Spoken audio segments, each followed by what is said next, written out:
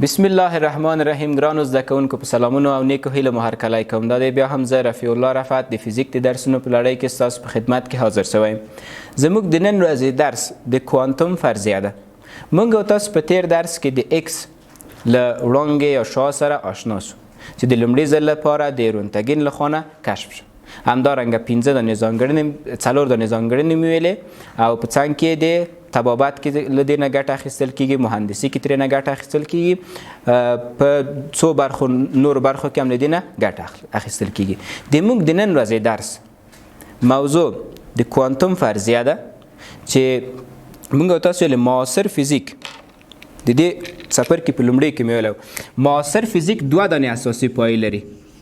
معاصر فزیک دوه اساسي پایې لري، یو د کوانتم فرضیه وه، دویم هم د نسبیت تیوري. یو د کوانتم فرضیه او دویم هم نسبیت چې موږ او تاسو په تیر درس کې نسبیت په تیر درسونو کې د ماکس پلانک تیوري چې کوانتمي تیوري په کامل ډول سره ویلې. په دغه درس کې به د نسبیت له تیوري سره آشنا شئ. مکتب کتاب کې دا د کوانتم د فرضیې په نوم باندې عنوان په همدې شکل باندې راغلی ده. نو راځئ سلایډونو ته چې د کوانتم فرضیه مطالعه کوو. کوانتم فرضیه یا د نسبیت په نظریه کې کوم مهم موضوعات شتون لري. د نسبیت نظریه موږ تاسو ویلي دغه عکس سره تاسو ډیر زیات آشنا یاستئ. دغه عکس د آلبرت انشتاین ده چې د نسبیت نظریه وړاندې کړې وه. آلماني فیزیک پوه، آلماني الاصل امریکایي فیزیک پوه. په هغه وخت کې چې هتلر قدرت ته رسېدلی د په همغه وخت کې له آلمان نه یهودي اصله و، د آلمان نه امریکا تللی. د کوانتم فرضیه د مکتب کتاب کې دغه اصلا نسبیت موضوع ده چې د کوانتم فرضیه په نوم باندې لیکل شوی ده. نسبیت د نظریې په اړه باندې پوه شو.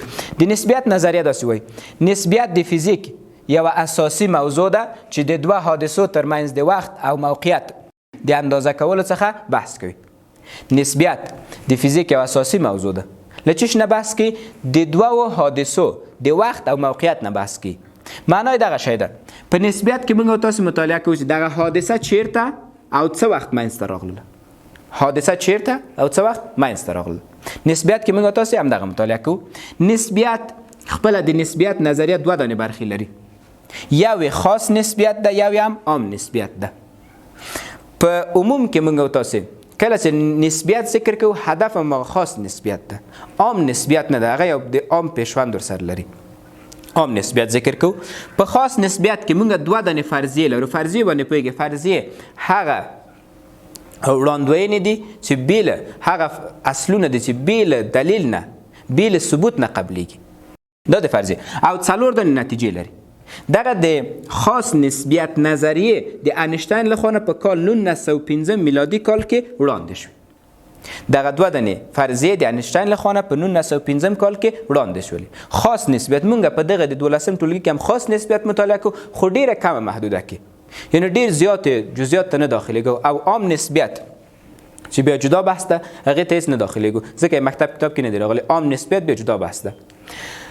لومړی هغه فرضیه چې انشتاین په نظر کې نیولې لومړی فرضیه داسې وه، وایي د نور سرعت ثابت ده. د نور سرعت ثابت ده. هدف د نور د سرعت مقدار نه ده. د نور د سرعت مقدار نه په دې شکل باندې د ناظر او منبع د حرکت تابع نه ده. هدف دغه شی ده. موږ تاسو په 11 ټولګي کې سرعتونه ویلې. په هغې کې ما یو موضوع تاسو ته ویلې د نسبي سرعت. نسبي سرعتونه په دې شکل باندې راځي تختې ته. کله چې دوه جسمونه مثلا دلته یو موټر حرکت کوي او همزمان له دغه خانه له دې خانه هم یو بل کوچنی جسم، دغه جسم او دغه جسم دواړه دا دې خوا حرکت کوي، دا ساکن ده. مثلا په لومړي حالت کې دا ساکن په نظر کې ونیسئ. که چیرې دې سرعت 10 متر پر سکند وي، دغه ساکن دغه جسم هغه ساکن جسم د دې جسم سرعت 10 متر پر سکند وي. خو که چیرې دغه جسم هم دا دفعه په دویم حالت کې ساکن نه وي، دې خوا ته راسي د 3 متر پر سکند سرعت سره. اوس موږ تاسو داسې وایي د دغه جسم سرعت نسبت دې ته 2 متر پر سکند ده. دا به کله چې مخالف الجهته دي له یو بل سره به له یو بل نه به له یو بل سره به جمع کوئ 3 جمع لس کېږي 14 متر پر سکند 14 متر پر سکند بخښنې سره تفریق کېږي هغه دویم حالت کې. په لومړي حالت کې که چیرې دا دواړه مخالف الجهت حرکت موږ ویل دا د خپل سرعت خپل ځان ساکن فرض کړي د خپل سرعت معکوس کړي او دې ته یې ورکړي 3 جمع لس 14 دا 14 متر پر سکند سرعت سره حرکت کوي. خو برعکس که چیرې بیا دغه جسم په دویم حالت کې موږ تاسو داسې په نظر کې ونیسو دې خواته حرکت وکړي د 3 متر پر سکند سره بیا په دې حالت کې دغه 3 متر پر سکند له دې 10 متر پر سکند نه چې کم کړي 100 متر پر سکند پاتې کړي 9 متر پر سکند نو دغه سرعت سره رقم 9 متر پر سکند یعنی معنی دغه ده که چیرې هغه سکرین وي او زه متحرک اوسېږم کله زه ساکن یم سکرین چې حرکت راکوي سرعت هماغه سرعت ده خو که زه سکرین ته نږدې کېږم دغه سرعت نسبت ما ته ډېرېږي خو برعکس که چیرې زه دواړه یو ځای همزمان دې خواته حرکت وکړو دغه سرعت نسبت ما ته بیا کمیږي. نو نسبیت کې لومړی دغه د نور سرعت ثابت ده څه ته نور ته داسې حرکت وکړي د نور سرعت هماغه ده که چیرې بیرته ترې راسئ په دې شکل باندې د نور سرعت هماغه 3 ضرب لس په باندې 8 متر پر سکند ده. د منبع او د جسم د حرکت پورې هیڅ اړه نه لري. لومړنۍ فرضیه دغه ده.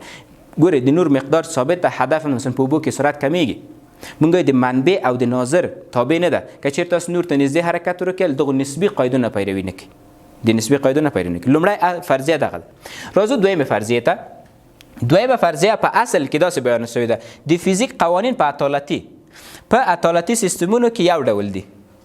په د مکتب کتاب کې دی یو ډېر کوچنی جز داسې راخیسته د حرکت او سکون نسبي پدیدې دي.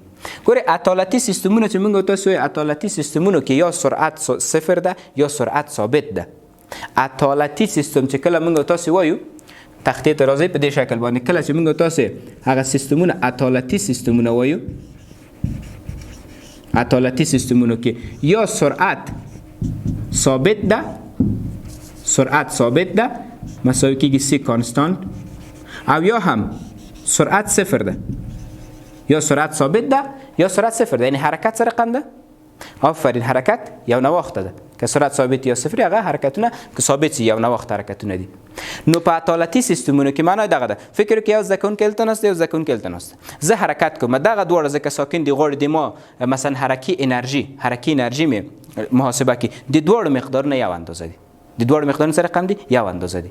خو که چیرې موږ او تاسو بیا سیستم عطالتي نه تعجیلي لکه د مارکر چې خوش کې سره رقم حرکت کوي آفرین تعجیلي حرکت کی په هر ثانیه کې جی په اندازه تعجیل باندې زیاتېږي چې بیا د عام نسبیت نظریه له دغه ځای نه منځته راغله. که چیرې موږ تاسو دغه عطالتي سیستم کې تعجیل هم اضافه کړو بیا د عام نسبیت نظریه منځته راځي چې د عام نسبیت نظریه له دغه قسمت نه د انیشتین په قوانینو کې اضافه شو. اوس که چیرې د انیشتین داسې ویلي که چیرې دغه دوه دنې فرضیې سمې موږ په نظر کې ونیسو له دغو فرضیو نه اگر نتیجې زیاتې دي خو 4 دانې نتیجې ته رسیږو چې دا 4 دانې نتیجې موږ تاسو په دې بل سلاید کې هر یو جدا جدا ډول سره وایي. لومړنۍ نتیجه په دې شکل ده وایي سرعتونه یو حد لري سرعتونه سره رقم دي یو حد لري هیڅ ماده یا انرژي نشو کولای چې له نور څخه په لوړ سرعت سره په حرکت راولو. سرعتونه حد لري معنا دغه یعنی سرعت لکه د یو لسم ټولګي کې موږ تاسو حرکي انرژي داسې ویلې حرکي انرژي په دې شکل باندې ویلې وه که حرکي انرژي مساوي کېږي 1/2 د ام وی مربع دغه سرعت د انرژي تابع ده که نه. نیوټن په دې شکل فرض کوي که چیرې یو جسم ته انرژي ورکړي سرعت زیاتېږي انرژي ورکړي سرعت زیاتېږي انرژي ورکړي سرعت زیاتېږي. خو موږ تاسو په نسبت کې سرعتونه یو حد لري حد دی هم هماغه د نور سرعت په خلا کې ده 3 ضرب لس په باندې 8 متر پر سکند. له دغې نه د هیڅ جسم یا د هیڅ انرژي سرعت پورته نه کېږي د هیڅ جسم یا انرژي سرعت نه پورته کېږي خو د انرژي سرعت کېدلی شي چې همدغه 3 ضرب لس په باندې 8 متر پر سکند ته ورسېږي. لکه ګورئ کله زه مارکر خوشې کړم لاندې ځمکې ته ځي دغه ځمکه په کوم سرعت سره خبرېږي دغه مارکر خوشې شوی ده آفرین هغه سیګنالونه چې ورکوي حتمي د نور د سرعت په اندازه باندې باید سرعت ولري. کله چې مارکر خوشې کوو دغه ځمکه په کوم سرعت سره خبرېږي د نور په سرعت سره خبرېږي چې سیګنالونه دي. یا کله چې دغه سویچ مثلا په یو بل خارجي مملکت کې وهي په افغانستان کې برق راځي دغه سیګنالونه څه رقم دغه سیګنالونه چې د انرژیکي حالت لري دا د نور په سرعت سره حرکت کولی شي. بیا انیشتین یو بل شی په دې کې وایي هیڅ ماده ګورئ د مادې دپاره محدوده ده هیڅ ماده د نور په سرعت سره حرکت نشي کولی د نور سرعت ته نه رسیږي. اوس موږ تاسې دویمه نتیجه په دې شکل ده د سرعت په زیاتېدو سره کتله زیاتېږي. دویمه نتیجه څه ده؟ د سرعت په زیاتېدو سره کتله زیاتېږي. د سرعت په زیاتېدو سره کتله زیاتېږي. هدف هم ګورئ یو د کتلې تعریف په دې شکل باندې زیات چې معمول رایج ده، هغه دغه د کتله د یو جسم مقدار ذرات دي چې دغه تعریف بیا له دغه فرضیه سره له دغه نتیجې سره کاملا په تضاد کې ده. یعنی هر څومره چې د جسم سرعت زیات شي د مارکر ذرات ډیریږي. داسې یو موضوع شتون نه لري. نو راځئ کتله د کتلې تعریف په دې شکل باندې کوو. کتله د یو جسم اطالتي خاصیت دی. د یو جسم اطالتي خاصیت دی، یعنی هر څومره چې سرعت ډیریږي هغه اطالت یې د قوې تاثیر په هغې باندې کمیږي. یعنی که یو جسم د نور په سرعت باندې حرکت وکړي زه په دې باندې قوه وارده کړم هغه تاثیرات سره کم کیږي کمیږي. دغه د اینشتین نظریه. ګورئ که چیرې وایي کتله د یو جسم ذرات دي هغه بیا له دغې نظریې سره دغې نتیجې سره کاملا په تضاد کې کیږي. موږ او تاسو څه شی وایي؟ کتله د یو جسم اطالتي خاصیت ده. اوس د سرعت په زیاتېدو سره کتله زیاتېږي، یعنی اطالت یې ډیریږي. که چیرې بیا هم باندې پوه نه شئ کله چې موټر کې کینئ موټر یو دفعه حرکت کوي تاسو شاته ځئ یعنی کتله لرئ هغه اطالت. کله چې موټر بدرېږي بیا یو دفعه مخې ته ځئ یعنی تاسو یو کتله لرئ هماغه اطالت. نو د سرعت په زیاتېدو سره دغه اطالت سره کم کیږي زیاتېږي. د دې دپاره بیا اینشتین د همدې موضوع دپاره یو دانه فرمول وښوده. فرمول په دې شکل باندې ده ام مساوي کیږي m0 تقسیم د یو منفي v پر سی کل مربع. په دې فرمول کې m0 د سکون کتله ده، m ظاهري کتله ده. ګورئ یو د سکون کتله ده یو ظاهري کتله ده. د سکون کتله کې معمولا مثلا د موږ کتله د سکون کتله ده. که چیرې سرعت هم زیات سي بیا په هغې حالت کې کتله ظاهري کتلې ته کیږي. یو منفي v پر سی کل مربع. دلته v د جسم سرعت ده او سی هم د نور سرعت. راځئ د دې فرمول په اړه باندې به لږ ذره له یو بل سره تحلیل وکړو. په دې شکل باندې دا فرمول m مساوي کیږي د m0 پر یو منفي v پر سی کل مربع. دوه حالتونه امکان لري. دې فرمول لپاره موږ تاسو په تحلیل کې دوه دانې حالتونه بل یو بل سره وایي. دوه حالتونه یا فرض وکړئ جسم مثلا ساکن د سرعت څو کیږي؟ 0. که چیرې جسم ساکن وي جسم ساکن دلته 0 وضع کې 0 تقسیم د هر عدد 0 یو منفي 0 کیږي یو د یوه جذر یو کیږي m0 تقسیم د یو کیږي خپله m0.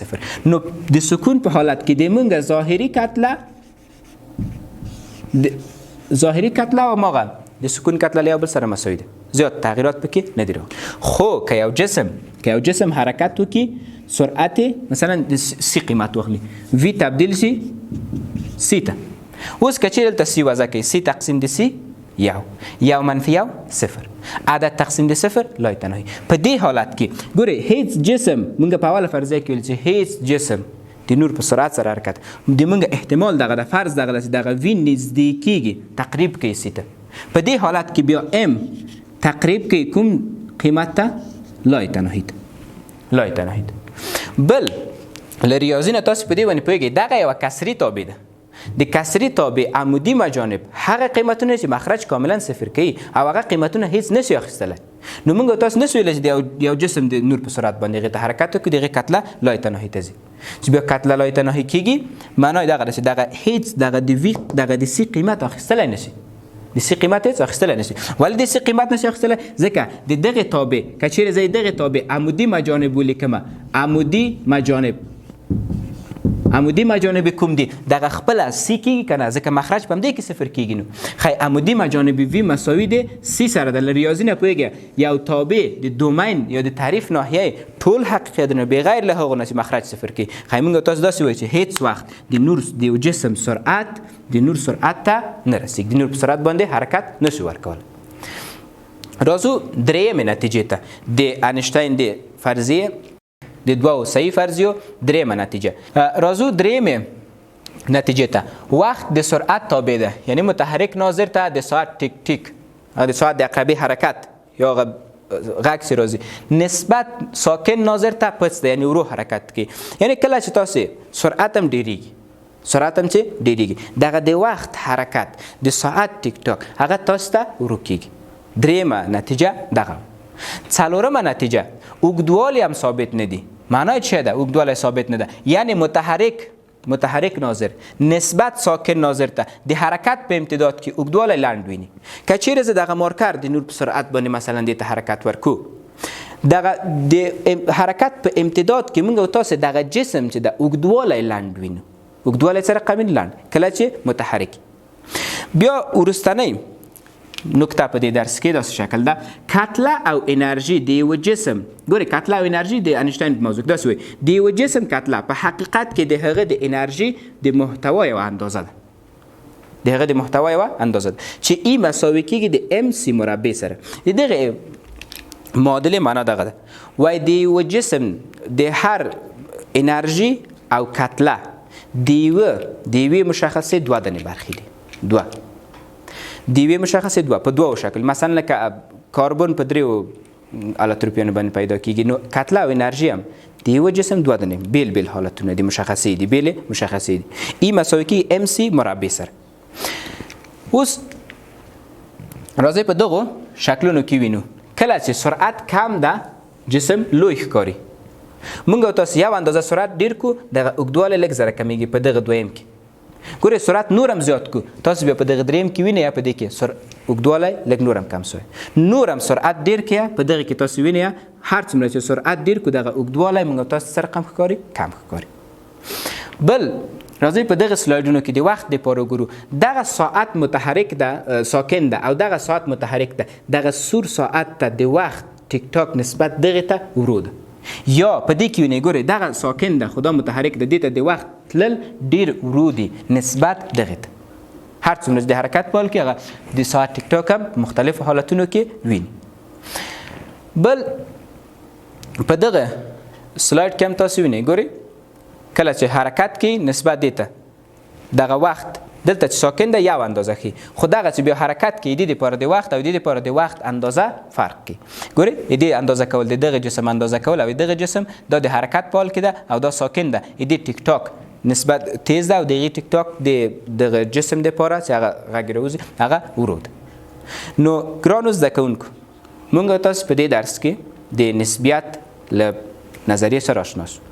مونږ ډیر کم ډیر کوچني موضوعات هم د نسبیت مطالعه کړه. اصلا د معادلو ثبوت یې په همدې شکل عام نسبیت ډیر زیات نور موضوعات هم لري چې تاسو کولی شئ دې په اړه باندې خپله کور کې دې په اړه باندې مختلف موضوعات په یوټیوب کې یا هم ګوګل کې سرچ کړئ او هر یو جدا جدا وګورئ چې ډېرې زیاتې فرمولونه ثبوت هم لري او همدارنګه دغه نتایج هم نور شتون لري. نو هیله لرم چې دې درس مهمه نکتې مو په خپلو کتابچو کې یادداشت کړي وي. تر بیا او راتلونکي درسه پورې تاسو په لوی او بخښونکي خدای سپارم.